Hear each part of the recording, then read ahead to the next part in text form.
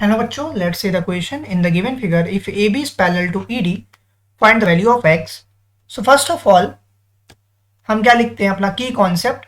Our key concept is अगर कहीं भी दो लाइंस पैरेलल हैं,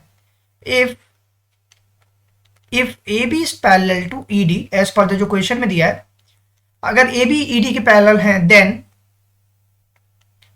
then corresponding angles exist.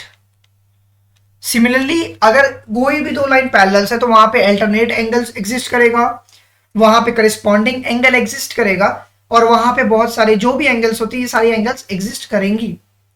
जैसे करस्पॉन्डिंग वो अल्टरनेट है, अल्टरनेट इंटीरियर एंगल है, लीनियर पेयर्स है, co interior angle, so on. But as पर हमारा जो नीड है उसके हिसाब से मैं यहाँ सिर्फ करस्पॉन्डिंग एंगल लिख रहा हूं. सेकेंड की कॉन्सेप्ट होगा sum of angles of a triangle. किसी भी ट्राइंगल्स के जो सम होता है एंगल्स का 180 डिग्री होता है.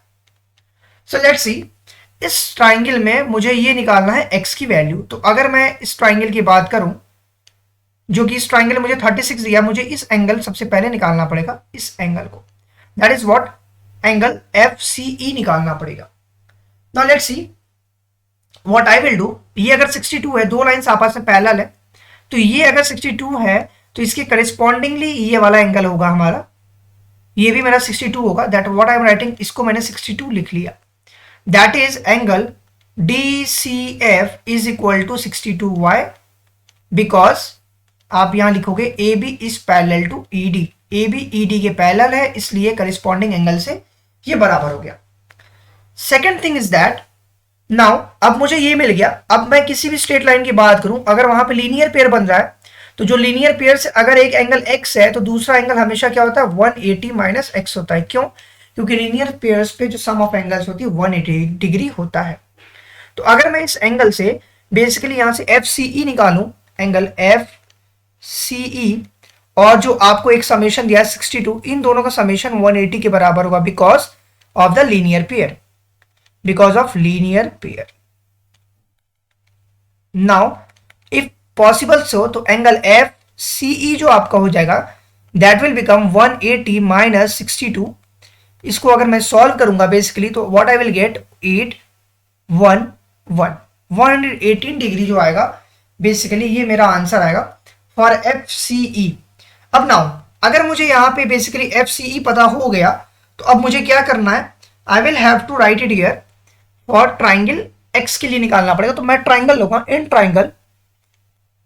ट्राइंगल FCE, जिसमें दो एंगल्स मुझे अब पता हो गया, मुझे तीसरा एंगल निकालना, दैट इज x. तो हम लिखते हैं x प्लस 118 प्लस 36, इन तीनों का समेशन 180 के बराबर हो जाएगा. देयरफॉर मैं लिख सकता हूं क्या, x is equal to 180 minus, मैं 118 को और मैं 36 को अगर एड अप करूं तो बेसिकली मिलेगा 154 अगर इधर आएगा तो माइनस 154 बन जाएगा. अगर मैं इसको सॉल्व अप करता हूं, 180 में से अगर आप माइनस करोगे तो आपकी x की वैल्यू आएगी that is 26 degree. That is my required answer. यही मेरा रिक्वायर्ड आंसर हुआ, x की वैल्यू जो आएगी वो 26 डिग्री होगा.